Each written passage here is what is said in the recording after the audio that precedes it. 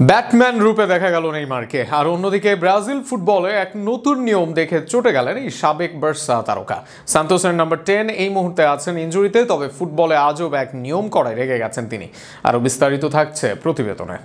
রবিবার সন্ধ্যায় নেইমারকে তার ইনজুরির কারণে বাহিয়ার বিপক্ষে ম্যাচের জন্য সান্তোসের দল থেকে বাদ পড়তে হয়।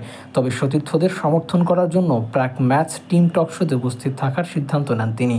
নেইমার ব্যাটম্যান থিমযুক্ত পোশাক পরে Batman shirt, Carlo cargo pant এবং হলুদ বুট পরে দলীয় আলোচনায় উপস্থিত হন। এদিকে ব্রাজিল ফুটবল ফেডারেশনের এক নিয়মের উপর চটেছেন তিনি ও সাবেক বার্সা বয় মেমফিস।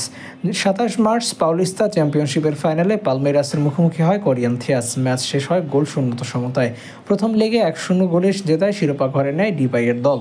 এই ঘটনার 3 দিন পর দক্ষিণ আমেরিকার অনূর্ধ্ব-17 চ্যাম্পিয়নশিপে ব্রাজিল ও বলিভিয়া ম্যাচে দুজন খেলোয়াড় বলের উপর দাঁড়ানোর হলুদ কার্ড দেখেন।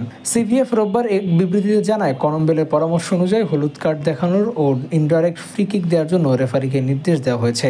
এই সিদ্ধান্তে বেশ চটেছেন বার্সেলোনা ও ম্যানচেস্টার ইউনাইটেডের সাবেক ফরওয়ার্ড মেমফিস। তিনি বলেন, যে নিয়ম খেলাটার উন্নতি করতে পারে, চলুন সেদিকে নজর দেওয়া যাক। ফুটবলের ব্যবসার দিকটায় মনোযোগ দেওয়া যাক। এই ধরনের অর্থহীন ঘোষণা না দিয়ে ক্লাবগুলো, সমর্থকরা এবং খেলোয়াড়রা কী সুবিধা পেতে পারেন সেদিকটা নিয়ে ভাবা যাক। অন্যদিকে এ নিয়ে নেইমার জুনিয়র ও সামাজিক যোগাযোগ মাধ্যমে লিখেছেন, ফুটবল থেকে উপভোগ্য দিকগুলোই হারিয়ে যাচ্ছে, ধীরে ধীরে আনন্দ কমছে ফুটবলে।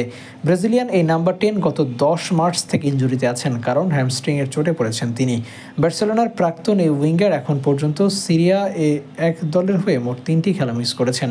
তবে কলম্বিয়া এবং আর্জেন্টিনার বিপক্ষে ব্রাজিলের বিশ্বকাপ বাছাই পর্বেও খেলতে পারেননি তিনি।